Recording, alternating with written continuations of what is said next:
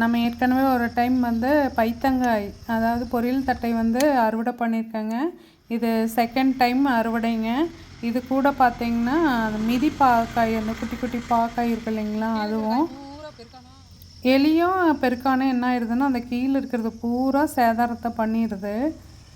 இதில் காய் இருக்கிறதே தெரியல. அதுக்கப்புறம் அந்த பழத்தை வச்சு தான் ஓகே பாவக்காய் இருக்குதுன்னு தெரிஞ்சுது. இந்த பூச்சி தாக்குதல் அதுக்கு மேலேங்க. இது செம்பருத்தி பூவுக்கு வந்து பழகுனது. இது எல்லாம் எப்படி அழிக்கிறதுனே தெரியல இயற்கை முறையில்.